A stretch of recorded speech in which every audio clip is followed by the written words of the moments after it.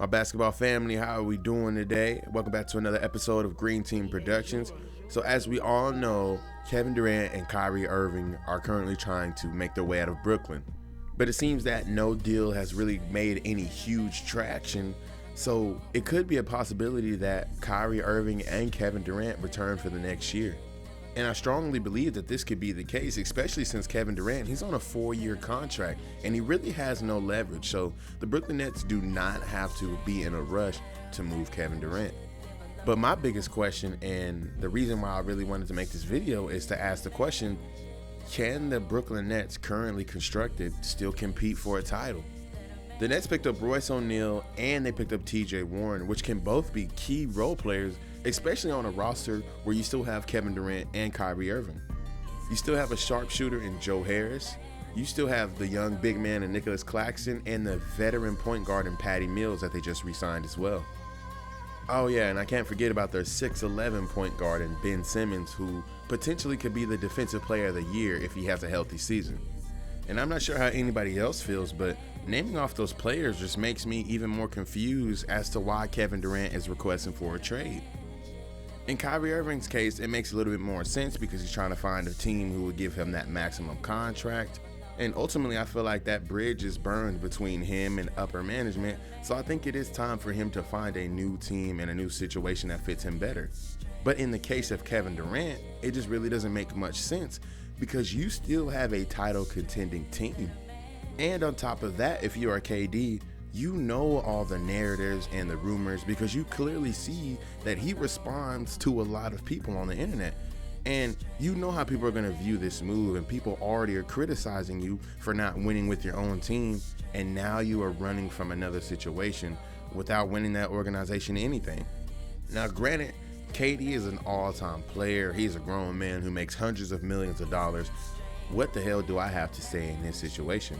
But all I'm saying is, from a fan's perspective, he's just losing more and more respect as the time goes on.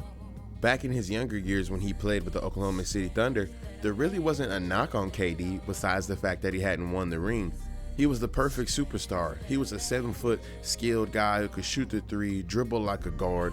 He was a unicorn. And he was portrayed well in the media as just a laid-back, chill guy who just loves to play the game of basketball.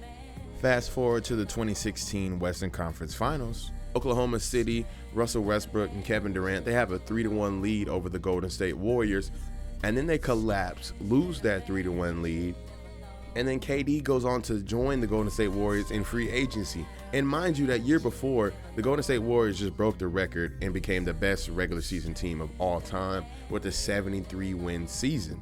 So not only did it feel like he was stabbing Oklahoma City in the back, but as Stephen A. Smith would go on to say, it was one of the weakest moves by a superstar in NBA history. But to put it into perspective, I have no problem with superstars teaming up with other superstars. But in this circumstance, this is a team that just beat you. You had them down 3-1, and then you turn around and go join them. So I feel like this situation is a little bit different. But once Kevin Durant gets to the Golden State Warriors, he absolutely flourishes. And as we thought, they were the best team in the league, without a doubt. But in my eyes, KD would go on to redeem himself when they played LeBron and the Cleveland Cavaliers in the 2017 NBA Finals. With the pressure of the entire NBA world on him, KD absolutely balled out and the Golden State Warriors won in easy fashion.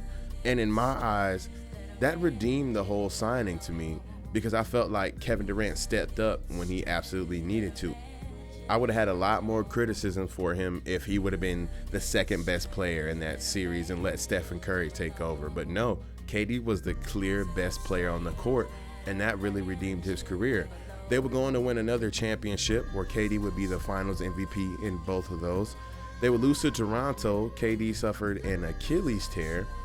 And within that same summer, Kevin Durant decides to leave the great situation he has in the Golden State Warriors because he's hearing all the noise and the backlash, and he goes to Brooklyn to team up with Kyrie Irving. In his first year, he didn't really get to play. He was coming off an injury. In his second year, he comes back, plays with Kyrie Irving, and they acquire James Harden, and they end up going to the Eastern Conference semifinals where Kyrie Irving would unfortunately go out with an injury. James Harden had to miss a couple games due to injury, although he ultimately got to play. It seemed like he was a little hobbled, and they would get beat by the Milwaukee Bucks in the second round. The series would go to a Game 7 in where Kevin Durant could have won the series, but his toe was a little too big. He stepped on the line, and they counted his shot as a 2 instead of a 3, and that changed the course of the NBA history.